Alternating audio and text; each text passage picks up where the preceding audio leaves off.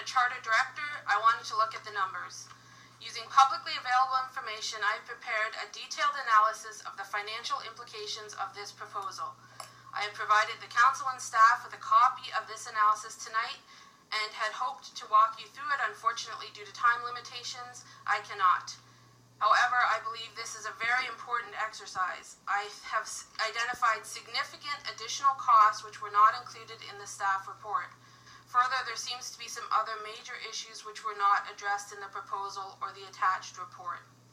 I am aware that HSDR has withdrawn their proposal.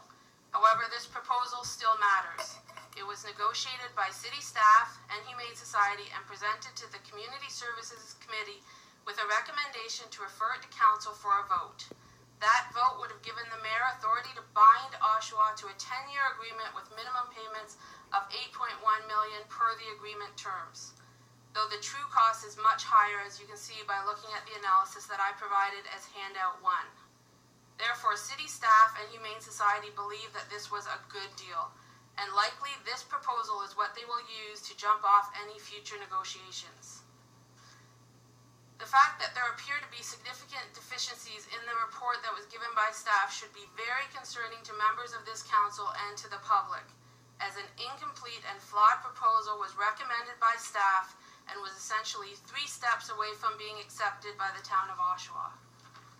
But I would sincerely encourage you to utilize your right to ask questions of the delegates in order to dive deeper into this topic. I am very happy to share my sources and my calculation with anyone who is interested in listening. To date, the proposal to close animal services has been sold to us as a way to save money. I firmly believe that this closure will both reduce services, as detailed by other delegates, and cost Oshawa taxpayers more money. For my detailed analysis, which included sourcing information for all of my publicly accessible data, the actual cost to the city of Oshawa under this proposal would have been much higher than the amount quoted in the staff report, coming in at $9.4 million, or almost $1.9 million higher than continuing to run OAS as is over the 10-year period. Some core items not mentioned in the staff report were unavoidable operating and capital amounts, as Oshawa would still own 919 Farewell and per stated plans continue to use the lot for equipment storage, any severance which would be required for OAS staff, the value of fixtures and supplies gifted to the Humane Society, the transfer of the donation account, which at the last meeting it was mentioned was at least $157,000 as of the end of 2018. Some other considerations are that direct costs to Oshawa citizens would likely go up, as they would need to find transport to Whitby to pick up their pets. Humane Society adoption fees go up to $810 for dogs, which are significantly higher than OAS, which is $250 for dogs. Also, based on Humane Society's 2017 financial filings, which are available to the public on Canada Revenue Agency site, I do not believe that they have the financial resources to scale up operations as committed to in this agreement. Therefore, in order to try to meet the proposal requirements, I suspect they would look for ways to reduce service levels and request increases to licensing fees and pound fees paid by your citizens. They may even introduce new fees such as rescue registration fees and foster approval fees. Unfortunately, due to time, I cannot get into the details of their financial position and historic financial performance, but I have grave concerns for HSDR's financial health, and I would encourage all interested parties to examine handout 2, which I provided, or look them up on the Canada Revenue Agency site and look up their financial filings.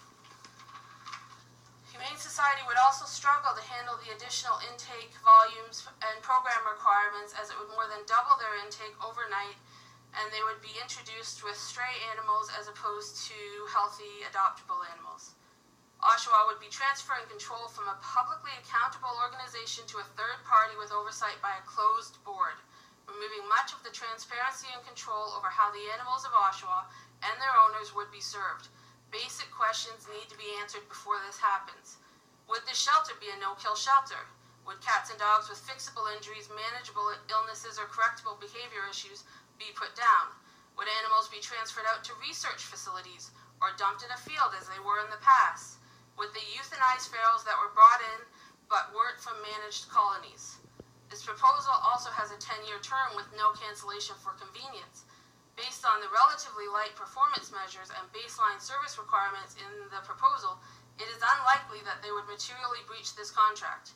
Therefore, we would be signing an unbreakable 10-year contract extending long past the current term of this council.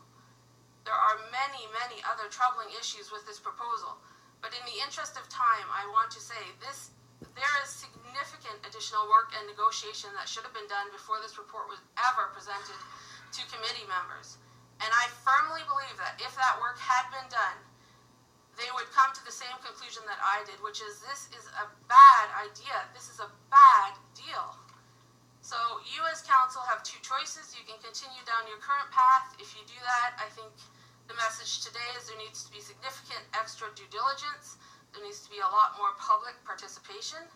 Or you can listen to the message that you have been receiving from your citizens over the past few weeks and stop investing valuable staff time and money into pursuing a bad deal that would cost the taxpayers more money, give them less services, and effectively destroy one of the most respected operating assets that Oshawa has.